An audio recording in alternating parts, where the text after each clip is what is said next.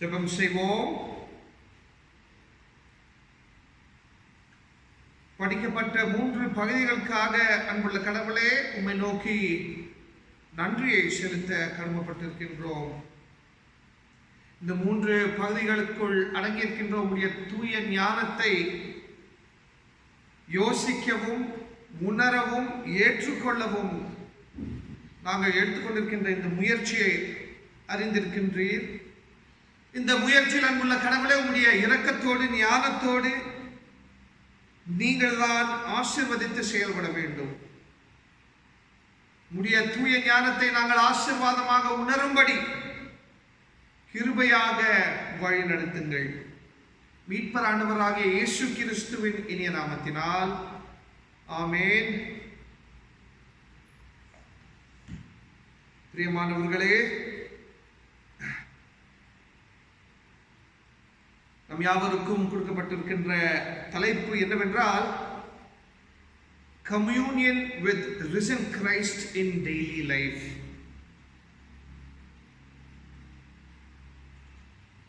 அனுதின வாழ்க்கையில் உயிர்த்தெழுந்த கிறிஸ்துவோடு ஒற்றுமை. அனுதின வாழ்க்கையில் உயிர்த்தெழுந்த கிறிஸ்துவை அனுபவிக்குவது, உணருவது, இதை குறித்து தான் நாங்கள் எண்ண இருக்கின்றோம். படிக்கப்பட்ட 3 பகுதிகளை குறித்து தியானம் செய்வதற்கு முன்பதாக ஒரு சிறிய முன்னுரை. கம்யூனியன் வித், ஒற்றுமை, கிறிஸ்துவோடு ஒற்றுமை. Communion with risen Christ,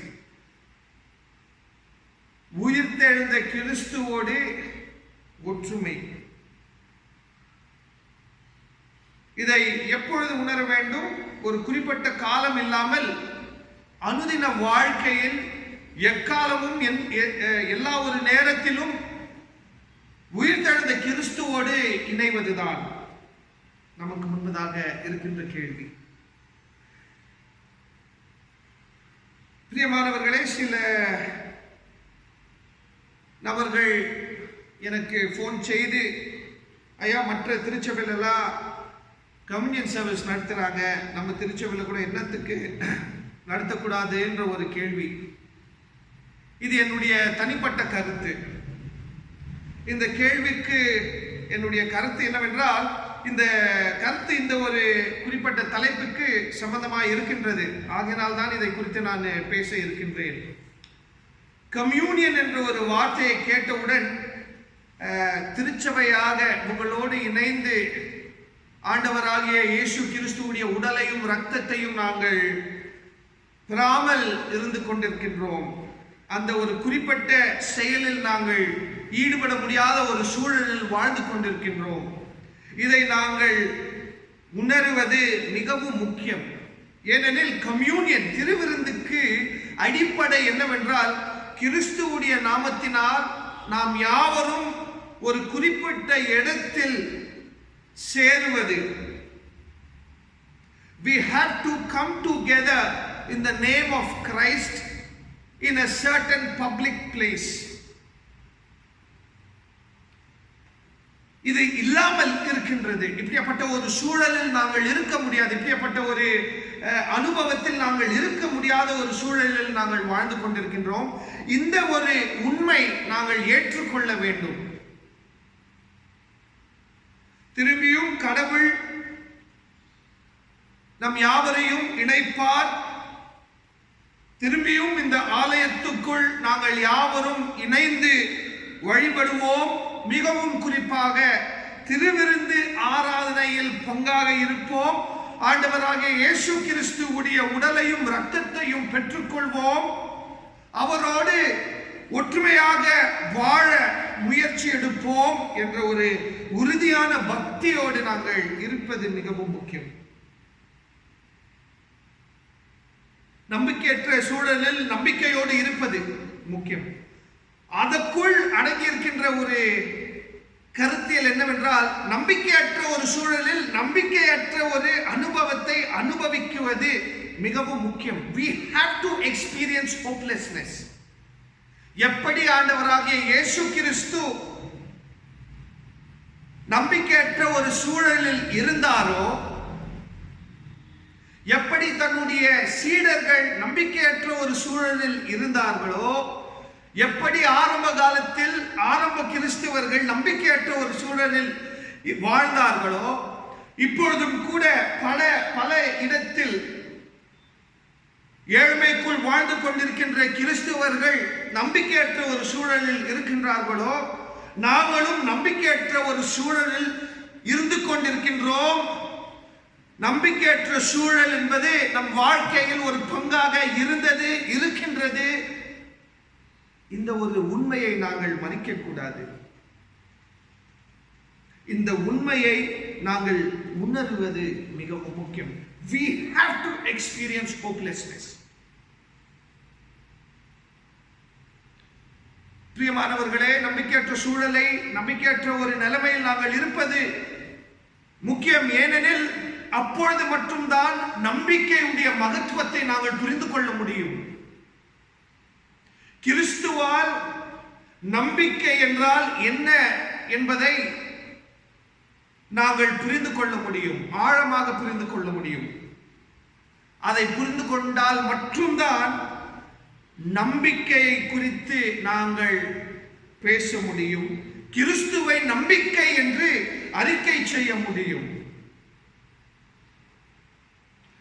Only if we experience hopelessness, we will be able to understand the importance of hope. In knowing the importance of hope, we will also recognize the hope in Christ. And in recognizing the hope in Christ, we will be able to authentically, emphatically preach the hope of Christ to the rest of the world. பிரியமானவர்களே, கிறிஸ்துவோடு இணைவது ஒரு குறிப்பிட்ட நேரத்தில், ஒரு குறிப்பிட்ட காலத்தில், ஒரு குறிப்பிட்ட இடத்தில், ஒரு குறிப்பிட்ட உணர்ச்சியில் மட்டும்தான் என்ற ஒரு கருத்தியல் தவறான கருத்தியல்.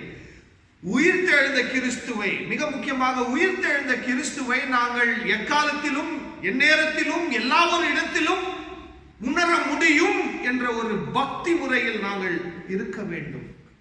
We have to experience the risen Christ at all times. ஏனெனில் உயிர்த்தெழுந்த கிறிஸ்துவுடைய செயல்பாடுகள் அப்படியாப்பட்ட ஒரு செயல்பாடுகள். உயிர்த்தெழுந்த கிறிஸ்து தன்னுடைய சீடர்களை அவர்களுடைய தனிப்பட்ட வாழ்க்கையில் உணர்ந்தார்கள், நம்பிக்கையற்ற சூழலில் அவர்கள் உணர்ந்தார்கள்.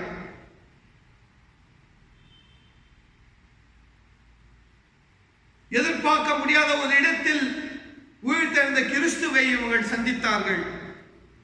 மூடி இருந்த ஒரு கூடாரத்துக்குள் கிறிஸ்துவை இவர்கள் சந்தித்தார்கள். கல் போல் இருந்த இவங்கள் மனம் என்பது உடைந்து அதன் பிறகு ஆண்டவராகிய இயேசு கிறிஸ்துவை உணர்ந்திருக்கின்றார்கள். பிரியமானவர்களே, உயிர்த்தெழுந்த கிறிஸ்துவை நாங்கள் எப்பொழுதும் மிகவும் முக்கியமாக அனுதின வாழ்க்கையில் உணர வேண்டும். பிரியமானவர்களே, நமக்கு படிக்கப்பட்ட முதலாம் பகுதி யாத்ராகமும் 40வது அதிகாரம் வசனங்கள் 34 தொடங்கி 38 வரைக்கும். அதாவது இந்த புத்தகத்தின் கடைசி பகுதி, மிகவும் முக்கியமான ஒரு பகுதி. இந்த புத்தகத்தில் நாங்கள் கடவுளுடைய வெளிப்பாடுகளை நாங்கள் பல காட்சிகள் நிமித்தம், பல அனுபவங்கள் நிமித்தம் நாங்கள் புரிந்து கொள்ள இருக்கின்றோம். அதாவது இந்த புத்தகத்தின் முக்கியத்துவம் என்னவென்றால், யூத வரலாற்றில் மற்றும் யூத சமூகத்தின் ஆன்மீக வாழ்க்கையில் இந்த ஒரு புத்தகத்துக்குள் அடங்கியிருக்கின்ற அனைத்து அனுபவங்களும் மிகவும் முக்கியமான ஒரு விஷயமாக இருக்கின்றது. அவங்களுடைய வாழ்க்கை, அவங்களுடைய அனுதின ஆன்மீக வாழ்க்கைக்கு இந்த ஒரு புத்தகத்தில் அடங்கியிருக்கின்ற விடுதலை அனுபவம் மிகவும் முக்கியமாக இருக்கின்றது. அதிலும் கூட ஒரு முக்கியமான பகுதி என்னவென்றால் ஆசரிப்பு சந்திப்பு கூடாரம்.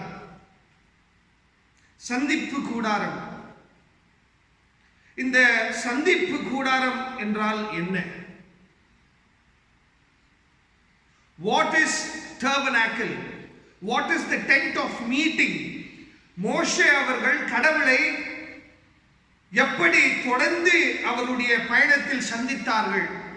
மோசேயோடு இணைந்து அந்த முழு இஸ்ரேல் பிள்ளைகள் எப்படி கடவுளை உணர்ந்தார்கள், கடவுளை சார்ந்து வாழ்ந்தார்கள், கடவுளோடு எப்படி ஒரு போராட்டத்தில் இருந்தார்கள், இது அனைத்தும் இந்த கூடாரத்து சுற்றுச்சூழலில் அடங்கியிருக்கின்றது. இந்த கூடாரத்துக்குள் அடங்கியிருக்கின்றது. இந்த கூடாரத்து நிமித்தம் இவங்கள் உணரக்கூடிய அனைத்து அனுபவங்களில் அடங்கியிருக்கின்றது. இந்த கூடாரத்தின் மூல காரணம், இந்த கூடாரத்தின் இறையல் என்ன? 3 முக்கியமான விஷயங்கள். இந்த குறிப்பிட்ட பொருள் கடவுளுடைய பிரசன்னத்துக்கு மூல காரணமாய் இருந்தது. அதாவது சீனாய் மலை போல் எப்படி கடவுளை மோசே பார்த்தார்களோ, மோசே பார்த்து அதன் பிறகு கடவுளுடைய எதிர்பார்ப்புகளை எப்படி வெளிப்படுத்தினார்களோ, இதுடைய அடையாள சின்னமாக தான் இந்த ஒரு பொருள் இருந்து கொண்டிருந்தது. Tabernacle was a reflection of moving Sinai mountain, Mount Sinai.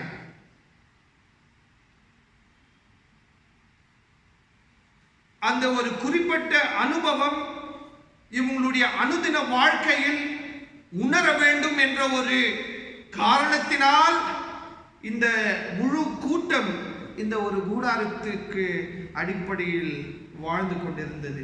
இந்த கூடாரத்தின் நிமித்தம், இந்த பொருள் நிமித்தம் இவங்க மன தைரியத்தை அறிந்து கொண்டார்கள், மன தைரியத்தை புரிந்து கொண்டார்கள், மன தைரியத்தை வெளிப்படுத்தினார்கள். கடவுளுடைய பிரசன்னம், அதாவது வண்ணாந்திரத்தில் எதிர்பார்க்க முடியாத அனுபவங்களில் கடவுள் இருப்பார். எப்படி எகிப்து ராஜாவை எதிர்த்தார்களோ, கடவுள் எப்படி எதிர்த்தாரோ, எகிப்து ராஜா மற்றும் எகிப்து ராஜாவுடைய போர் வீரர்களை எப்படி கடவுள் இல்லாமல் ஆக்கினாரோ, அதே கடவுள் இந்த பயணத்தில் நம்மோடு இணைந்திருப்பார் என்ற ஒரு பொருள்தான் இந்த கூடாரம். இதற்குள் அடங்கியிருக்கின்ற இன்னொரு ஒரு விஷயம் என்னவென்றால், இந்த கூடாரம் எங்கே இருக்கின்றதோ அங்கு கடவுளும் இருப்பார். உறுதியான ஒரு பக்தி அந்த பக்தியின் பொருளாக இருந்தது. கடைசியாக இந்த கூடாரத்தின் அடிப்படை, இந்த கூடாரத்துக்குள் அடங்கியிருக்கின்ற இறையல் என்னவென்றால், பிரியமானவர்களே, கடவுள் எப்படி இந்த உலகத்தையும் மனிதனையும் சிருஷ்டித்தாரோ அதை பிரதிபலிக்கக்கூடிய ஒரு செயல்தான் மனிதன் ஈடுபட்டான். அதாவது கடவுள் எப்படி சிருஷ்டித்தாரோ உலகத்தை, அதை போல் மனிதனும் சிருஷ்டிக்கு காரணமாக இருக்க வேண்டும். இந்த சிருஷ்டியின் தன்மையை, சிருஷ்டிகளை பிரதிபலிக்க வேண்டும் என்ற ஒரு அடிப்படையில் தான் இந்த ஒரு கூட்டம் அந்த கூடாரத்தை உண்டாக்கியது. இதற்கு காரணம் இன்னும் ஆழமாக பார்ப்போமானால் 31ஆம் அதிகாரம் 3ஆம் வசனத்தை கவனமாக படிப்போம். Exodus chapter 31 verses 3. யாத்ராகமம் 31ஆம் அதிகாரம் 3ஆம் வசனம். அந்த 3ஆம் வசனத்தை கவனமாக படிப்போமானால், ஞானம், அறிவு கூர்மை, அனுபவம், தொழில் திறமை அனைத்தும் மற்றும் இறை ஆவி, அதாவது சிருஷ்டிக்கு காரணமாக எப்படி கடவுளுடைய ஞானம், கடவுளுடைய ஆவி, கடவுளுடைய சிருஷ்டிக்கக்கூடிய தன்மைகள், அதாவது சரளமாக சொல்ல வேண்டும் ஆனால் wisdom, knowledge and the power in wisdom and knowledge. இந்த ஒரு அடிப்படையில் தான் இந்த கூடாரமே கட்டப்பட்டது. பிரியமானவர்களே, ஆசரிப்பு சந்திப்பு கூடாரம் என்பது யூதர்களுக்கு அவங்களுடைய விடுதலை வரலாற்றில் வனாந்திர அனுபவத்தில் மிகவும் முக்கியமான ஒரு பொருளாக இருந்தது. The tabernacle was a very important matter in the experience of wilderness. இந்த கூடாரத்தின் அடிப்படை என்னவென்றால், இதற்குள் அடங்கியிருக்கின்ற இறையல் என்னவென்றால், கடவுளுடைய சிருஷ்டியை பிரதிபலிக்கக்கூடிய அந்த நினைவை கொடுக்கக்கூடிய ஒரு பொருளாக தான் இந்த கூடாரத்தை சிருஷ்டித்தார்கள். இந்த ஒரு பொருள் கடவுளுடைய சிருஷ்டி, கடவுளுடைய செயல்பாடுகளை பிரதிபலிக்கக்கூடிய ஒரு பொருளாக இருந்தது. இந்த இறையலுக்கு ஆதாரம் என்னவென்றால், கடவுள் எப்படி கடவுளுடைய சிருஷ்டியுடைய அடிப்படையும் இந்த ஒரு குறிப்பிட்ட பொருளின் அடிப்படையும் ஒன்றுதான். யாத்ராகமம் 31 அதிகாரம் 3ஆம் வசனத்தை நாங்கள் பார்ப்போமானால், பெல்சலேல் என்ற ஒரு நபன், கடவுளால் தேர்ந்தெடுக்கப்பட்ட ஒரு நபன், இவனுக்கு குறிப்பிட்ட ஆசீர்வாதங்கள் கடவுள் கொடுத்திருக்கின்றார்கள். எப்படியாப்பட்ட ஆசீர்வாதங்கள்? I have filled him with the spirit of God, with wisdom, understanding, skill and ability for every kind of craft. அதாவது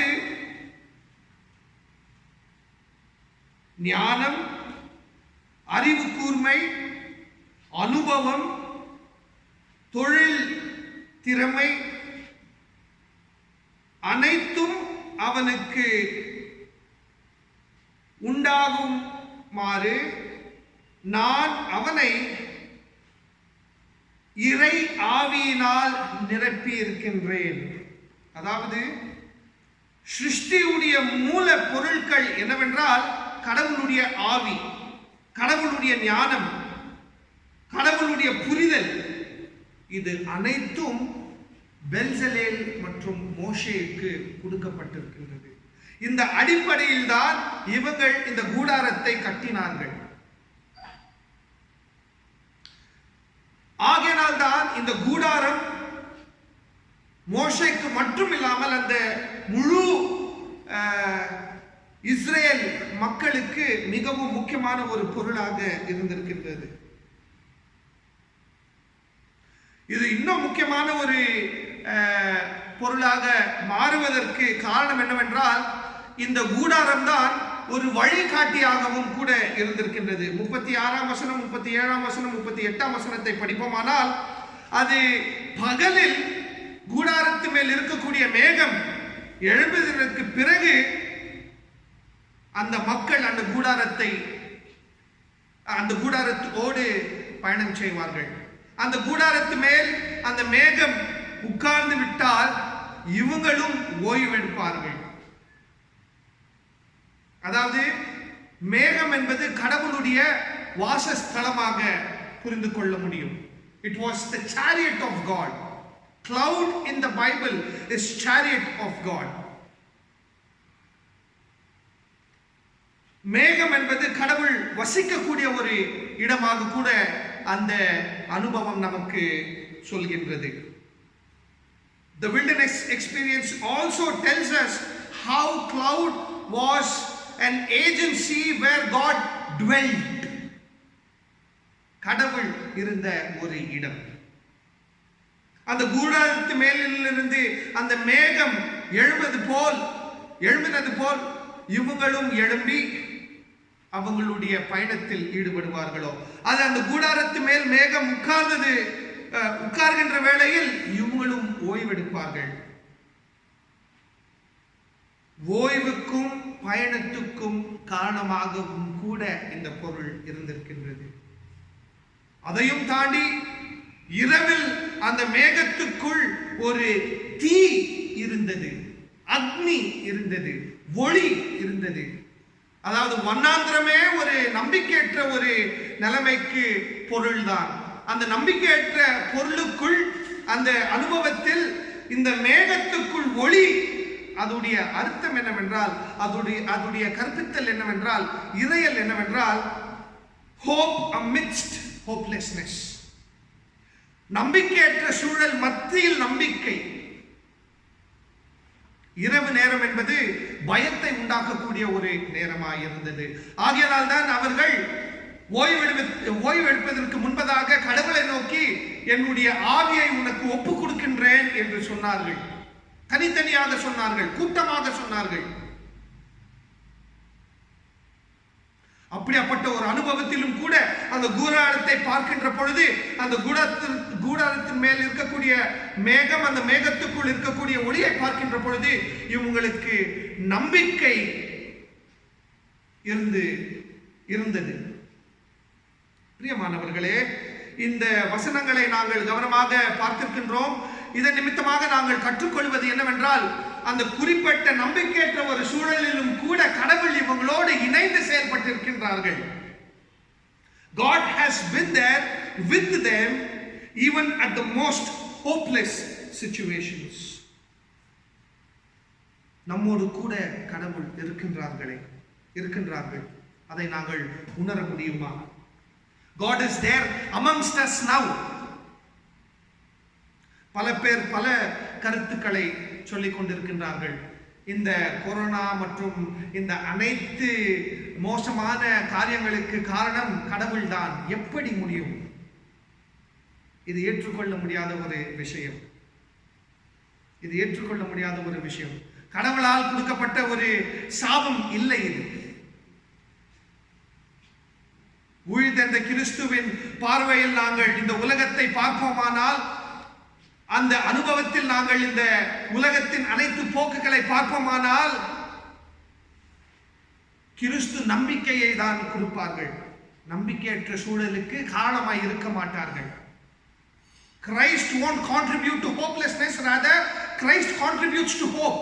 God does not cause hopelessness, God causes hope. இதுதான் நாங்கள் திருமுறை படிக்கின்ற வேளையில் கவனமாக உணரக்கூடிய விஷயம். பிரியமானவர்களே, நம்பிக்கையற்ற ஒரு சூழலில் நாங்கள் வாழ்ந்து கொண்டிருக்கின்றோம்.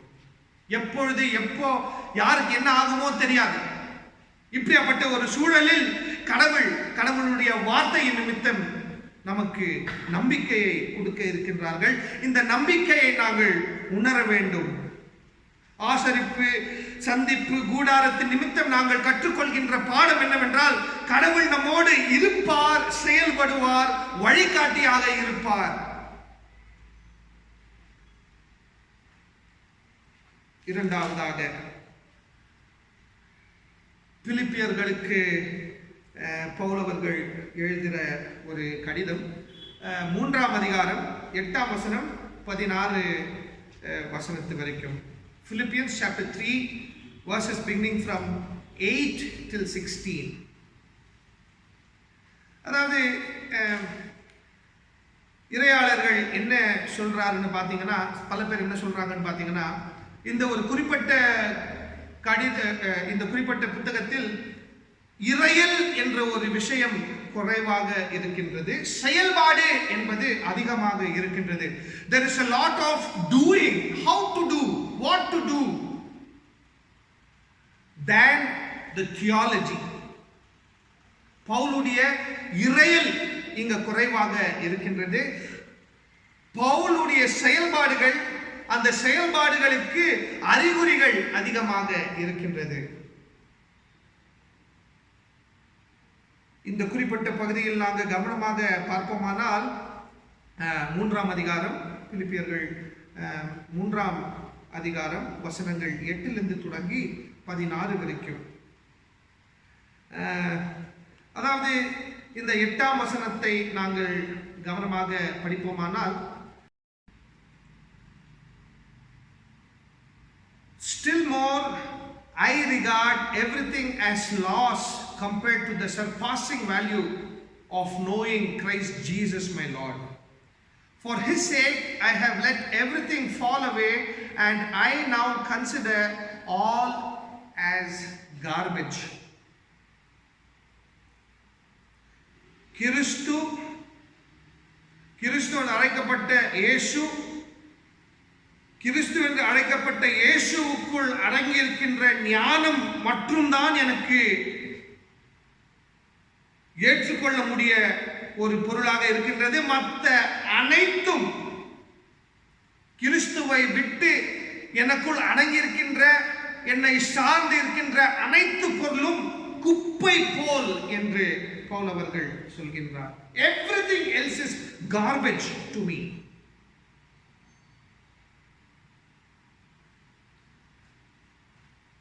அதன் பிறகு 10வது வசனத்தை நாங்கள் கவனமாக படிப்போமானால், I want to know him and to experience the power of his resurrection and share in his suffering and become like him in his death, so that I may attain resurrection from the dead. அதாவது பிரியமானவர்களே, இந்த ஒரு வசனத்தை நாங்கள் கவனமாக பார்ப்போம். பொதுவாக கிறிஸ்துவத்துக்குள் இருக்கக்கூடிய ஒரு பிரபலமான நம்பிக்கை என்னவென்றால், கிறிஸ்துவை ஏற்றுக்கொண்டது பிறகு, கிறிஸ்துவை நாங்கள் ஏற்றுக்கொள்கின்ற வேளையில் கிறிஸ்துவை நம்முடைய இரட்சகனாக ஏற்றுக்கொள்கின்ற ஒரு அனுபவத்தில் எல்லாமுமே வெற்றிதான், எல்லாமுமே நலமாக இருக்கும், எல்லாமுமே ஆசீர்வாதமாக இருக்கும் என்றுதான் சொல்லியிருக்கின்றார்கள். இது ஒரு தவறான கற்பித்தல். ஏனெனில் ஆண்டவராகிய இயேசுவும் கூட தன்னுடைய சீடர்களுக்கு தன்னை நம்பி வாழ்கின்றவர்களை பார்த்து சொல்வது என்னவென்றால், உன்னை நீ வெறுத்து உன்னுடைய சிலுவையை எடுத்துக்கொண்டு என்னை பின்பற்றி வா. Follow me. Carry your cross and follow me. அதை போல்தான் இங்கவும் பவுல் அவர்கள், நான் உயிர்த்தெழுந்த இயேசுவை உணர வேண்டும், ஆனால் அந்த உயிர்த்தெழுந்தலுக்குள் அடங்கியிருக்கின்ற ஞானத்தை நான் உணர்கின்ற பொழுது அவருடைய பாடுகளையும் நான் உணர வேண்டும். அவருடைய பாடை நான் உணர்ந்து அதில் நான் பங்காக இருந்து, பாடல் மற்றும் பங்காக இல்லாமல் அவருக்குள் நான் இருக்கும்படி, அவர் எனக்குள் இருக்கும்படி, அந்த அனுபவத்தின் நிமித்தம் தான் எனக்கு உயிர்த்தெழுதல் என்ற ஒரு அனுபவம் எனக்கு வேண்டும் என்ற ஒரு உறுதியான ஆழமான சொற்கள், உறுதியான ஆழமான கற்பித்தல். உயிர்த்தெழுந்த இயேசுவோடு நாங்கள் இணைந்து வாழ வேண்டும் என்றால் இயேசுவுடைய பாடுகளை நாங்கள் கவனமாக பார்க்க வேண்டும். இயேசுவுடைய உயிர்த்தெழுந்ததை நாங்கள் ஒரு வெற்றியின் சின்னமாக மட்டும்தான் பார்த்திருக்கின்றோம். ஆம், அது வெற்றியின் சின்னம், அதில் எந்த ஒரு எதிரொலியும் இல்லை, அதற்கு எதிர்ப்பாக சொல்வதற்கு ஒண்ணுமே இல்லை. ஆனால் அந்த ஒரு வெற்றியை நாங்கள் காண்பதற்கு முன்பதாக, அந்த வெற்றிக்குள் நாங்கள் வாழ்வதற்கு முன்பதாக அவருடைய பாடுகளை நாங்கள் கவனமாக பார்க்க வேண்டும். நம்முடைய பாடுகளில் அவர் எப்படி பங்காக இருந்திருக்கின்றார்களோ அவருடைய பாடுகளில் நாங்களும் பங்காக இருக்க வேண்டும். கிறிஸ்து பாடுபடுகின்ற ஒரு கடவுள். இந்த உலகத்தில் பாடு என்ற ஒரு உண்மை, அதிலும் பாதிக்கப்பட்டவர்களுடைய பாடு, ஒடுக்கப்பட்டவர்களுடைய பாடு, ஏழையின் பாடு, குரல் இருந்தாலும் குரல் கொடுக்க முடியாத ஒரு பாடு, உயிர் இருந்தாலும் அந்த உயிரை உணர முடியாத ஒரு பாடு. இந்த பாடில் கிறிஸ்து பங்காக இருக்கின்றார். அந்த பங்கில் நாங்களும் பங்கெடுக்க வேண்டும். அந்த பங்கில் நாங்களும் பங்காக இருக்க வேண்டும். அப்படியாப்பட்ட ஒரு வாழ்வின் நிமித்தம் தான் நாங்கள் உயிர்த்தெழுந்த கிறிஸ்துவோடு, உயிர்த்தெழுந்த கிறிஸ்துவை உணர முடியும். அவர் நம்மளுடைய அனுதின வாழ்க்கையில் பங்காக இருக்க முடியும். இல்லாவிட்டால் இது இந்த பொருளாதாரத்தை மையப்படுத்தக்கூடிய ஒரு கலாச்சாரத்து போல் தான் இருக்கும். இந்த பொருளாதாரம் எப்படியாப்பட்ட ஒரு பொருளாதாரம் என்றால், பொருளாதாரத்துக்கு எல்லாமே வெற்றியாக மட்டும்தான் இருக்கும். Everything has to be victorious. There is no place for loss. There is no place for suffering. There is no place for pain. உலக பிரகாரமான பொருளாதாரம், the capitalist world requires victory. ஆனால் இயேசுவுடைய நாமத்தினால் ஆசீர்வதிக்கப்பட்ட வாழ்வு துன்பம் நிறைந்த ஒரு வாழ்வு. ஏனெனில் வாழ்க்கையை அது சாதாரணமாக எண்ணாது.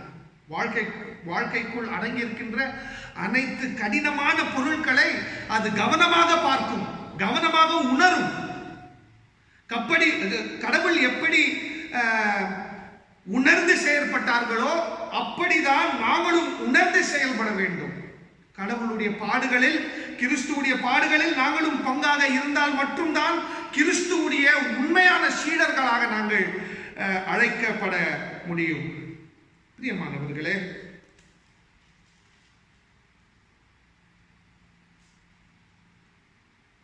பதினைந்தாவது வசனத்தை பார்ப்போமானால், let all of us who claim to be mature have the same way of thinking. If there is something on which you differ, God will make it clear to you. அதாவது அனுபவத்தை பெற்றுக்கொண்டவர்கள் என்று சொல்கின்றவர்கள் இந்த ஒரு குறிப்பிட்ட வசனத்தை கவனமாக பார்க்க வேண்டும். ஏனெனில் அனுபவத்தின் நிமித்தம் இப்படியாப்பட்ட வாழ்க்கை முறையை நாங்கள் உணராவிட்டால் அந்த வாழ்க்கைக்கு அர்த்தமே இல்லை.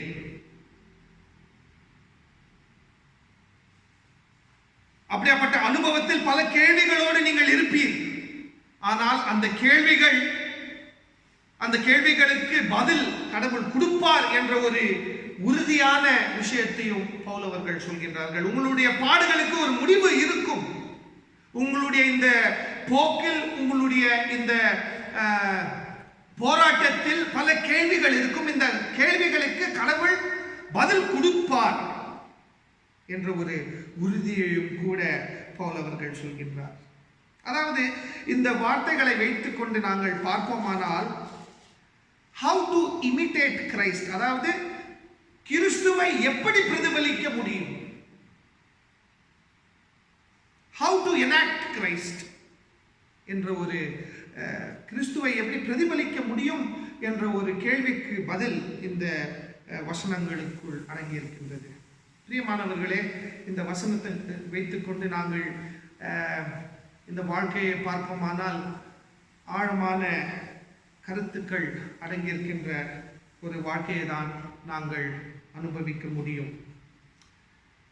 If we understand these verses in the deeper sense of spirituality, we will be able to understand the deeper meaning of suffering in our lives. பாடுகளுக்கு அர்த்தம் இருக்கின்றது. அர்த்தமற்ற ஒரு பாடு கடவுளால் கொடுக்கப்பட கடவுளால் அனுபவித்த ஒரு பாடாக இருக்க முடியாது. If suffering has no meaning, that suffering is not God bound.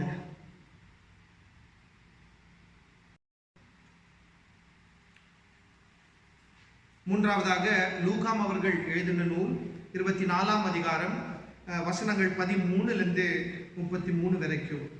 இந்த குறிப்பிட்ட பகுதியில் நாங்கள் 3 முக்கியமான இடங்களை பார்க்கின்றோம். முதலாவதாக ஈமாவு என்ற ஒரு பட்டணம், அதன் பிறகு எருசலேம், அதன் பிறகு நாசரேத். அதாவது இந்த 3 இடங்களை குறித்து சில கருத்துக்கள், அதன் பிறகு இந்த குறிப்பிட்ட பகுதிக்குள் அடங்கியிருக்கின்ற சில இறையலை நாங்கள் புரிந்து கொள்வோம். முதலாவதாக இம்மாவு என்ற ஒரு பட்டணம். இம்மாவு என்ற ஒரு பட்டணம் எப்படிப்பட்ட ஒரு பட்டணம் என்றால், ரோமபுரத்தில் போர் வீரர்கள் தன்னுடைய போர் சார்ந்த செயல்பாடுகளை முடித்து ஓய்வெடுக்கும் ஒரு இடம்தான் இம்மாவு. It was a resting place for soldiers, veteran soldiers. It was a colony of veteran soldiers. லூக்கா அவர்கள் ஆண்டவராகிய இயேசு கிறிஸ்துவுடைய உயிர்த்தெழுந்துதல் அனுபவத்தை இப்படியாப்பட்ட ஒரு நகரத்துக்குள், இப்படியாப்பட்ட ஒரு நகரத்தை சார்ந்து எழுதியிருக்கின்றார்கள். இதுக்கு அர்த்தம் என்னவென்றால், போருக்கு பிறகு ஓய்வெடுக்கும் நிலைமையில் உயிர்த்தெழுந்த கிறிஸ்து தன்னுடைய சீடர்களை, இந்த உலகத்தை, சீடர் ஆக முடியவர்களை சந்திக்க இருக்கின்றார்கள். The resurrected Christ is about to meet his disciples and to become disciples in the context of rest after war. In the context of rest after war. இதுக்குள் அடங்கி இருக்கின்ற இன்னொரு உண்மை என்னவென்றால், போருக்கு எதிர்ப்பாக செயல்பட்ட நான் போர் கலாச்சாரத்து நிமித்தம் பாதிக்கப்பட்டு மரித்து திரும்பியும் உயிர் தெழுந்து வந்திருக்கின்றேன். இந்த உயிர் தெழுந்த நிலைமையிலும் கூட போருக்கு எதிர்ப்பாக தான் நான் செயல்படுவேன்.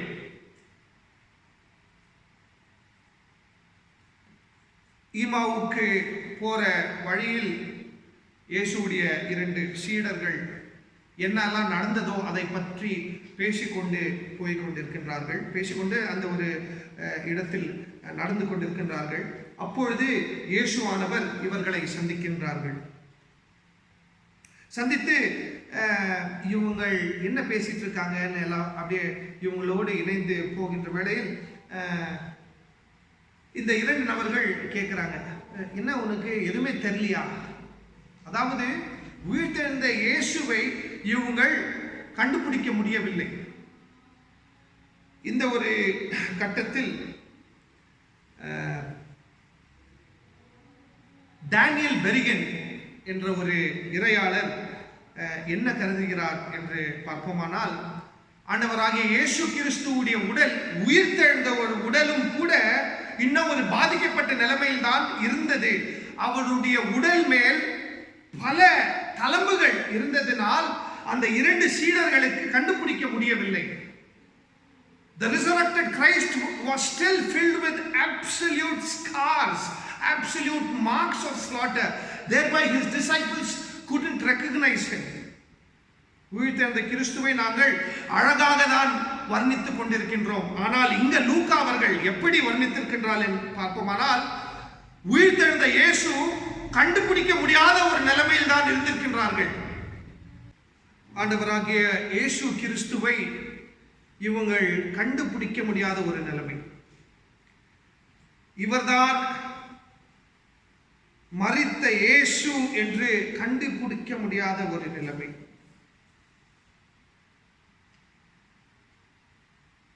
பதினேழாவது வசனத்தை நாங்கள் பார்ப்போமானால், இந்த 2 பேரும் ஒரு கவலையோடு இருந்தார்கள்.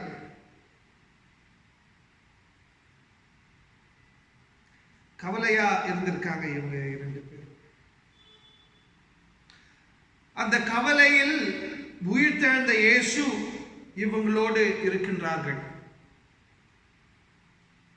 அந்த கவலையை நாங்கள் அந்த சூழலில் வைத்துக் கொண்டு பார்ப்போமானால், இவங்க 2 பேரும் புலம்பிக் கொண்டு அந்த ஒரு வழியில் இருக்கின்றார்கள். அந்த புலம்பிக் கொண்டிருக்கின்ற பொழுது அடிப்பட்ட இயேசு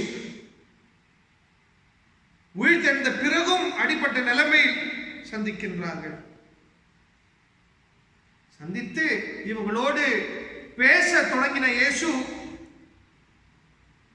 இவங்க என்ன யோசிக்கிறாங்க, இயேசுவை பத்தி இவங்க என்ன யோசிக்கிறாங்க என்ற ஒரு கேள்விக்கு பதில் என்னன்னு பார்த்தீங்கன்னா,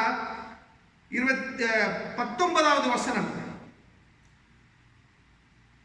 நசரேத் என்ற ஒரு ஊரை சார்ந்த இயேசு, அவர் ஒரு தீர்க்கதரிசி.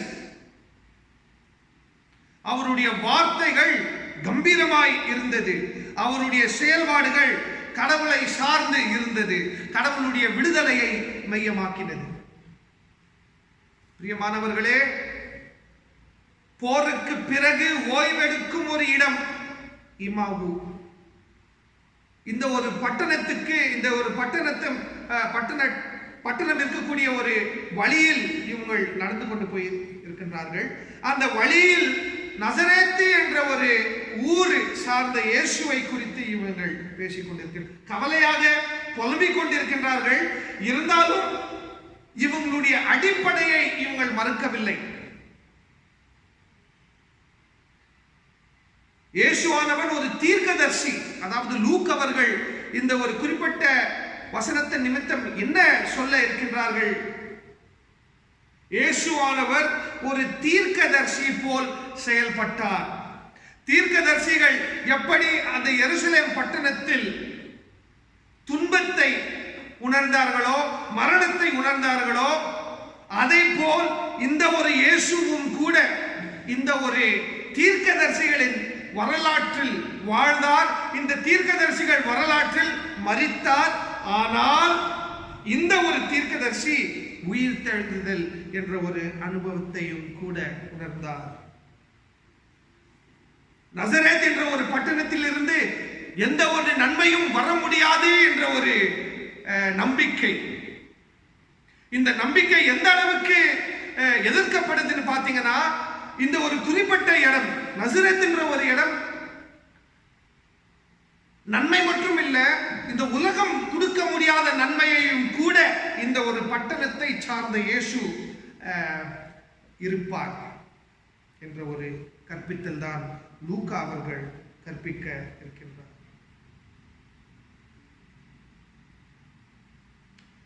அதையும் தாண்டி நாங்கள் 25ஆம் வசனத்துக்கு வருகின்ற வேளையில், அதாவது அதுக்கு முன்னாடியே இமாவு என்ற ஒரு ஊர், எருசலேம் என்ற ஒரு ஊர். எருசலேம் என்ற ஒரு ஊர் எல்லோருக்கும் தெரியும். சமாதானத்தை சார்ந்து இருக்க வேண்டும் என்ற ஒரு நம்பிக்கை. ஆனால் இந்த ஊர் மத்தியில், இந்த ஊரில் எப்பொழுதுமே சமாதானம் என்பது இருக்கவில்லை. அதன் பிறகு நசரேத்து என்ற ஒரு ஊர், ஒரு சிறிய பட்டணம், எதிர்பார்க்காத ஒரு இடம். நன்மை என்பது அந்த ஊர் சார்ந்து இருக்கவே முடியாது. ஆனால் ஆண்டவராகிய இயேசு கிறிஸ்து அந்த ஊர் சார்ந்து வாழ்ந்தவர், அந்த ஊரிலிருந்து வந்தவர், இந்த உலகத்துக்கு ஒரு புதிய நம்பிக்கையை கொடுத்தவராக இவங்க 2 பேரும் காணப்பட இருக்கின்றார்கள்.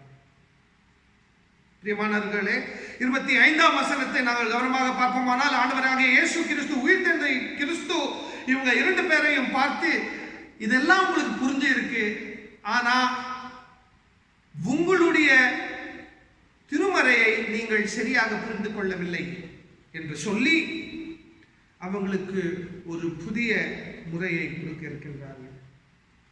அவங்களுடைய திருமறையை குறித்து பேச தொடங்குகிறார் இயேசு.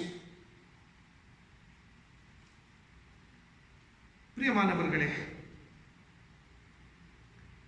இதுக்குள் அடங்கியிருக்கின்ற அர்த்தம் என்னவென்றால்,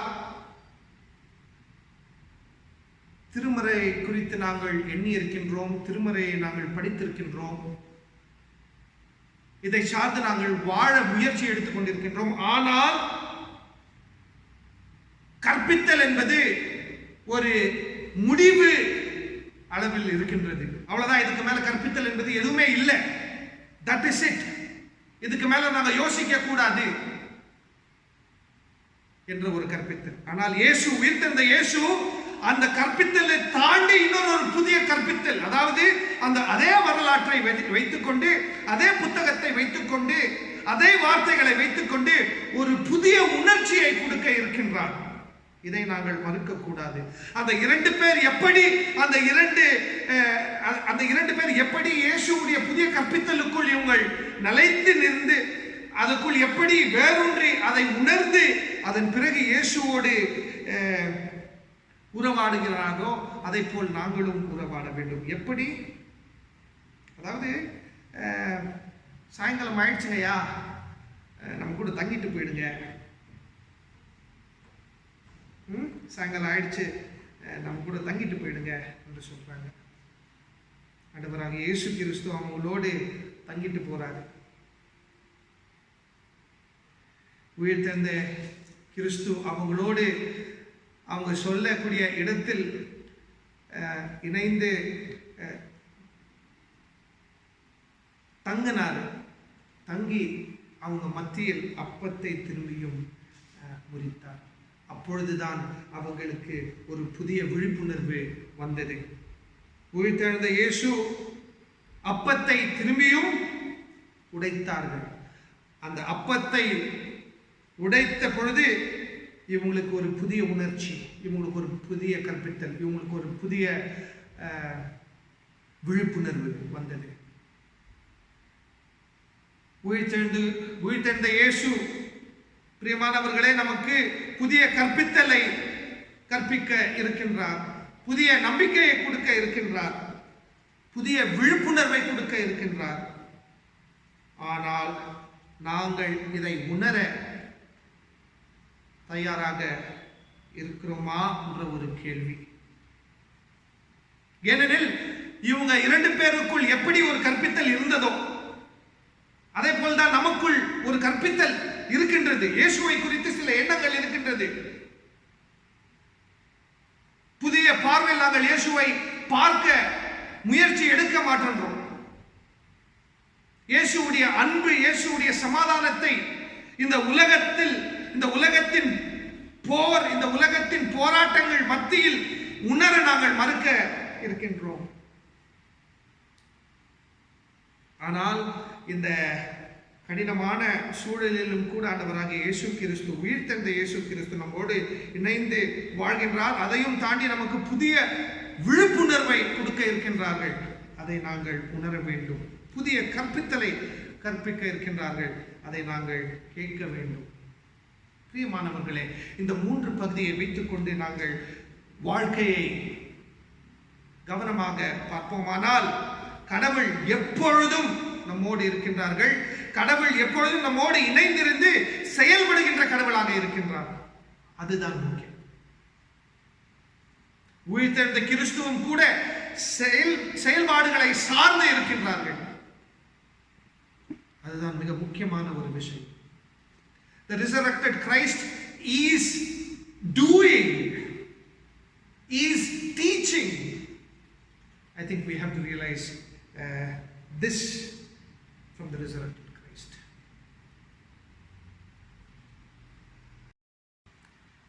ஜெபம் செய்வோம். அன்புள்ள கடவுளே, 3 பகுதிகளை நாங்கள் தியானித்திருக்கின்றோம்.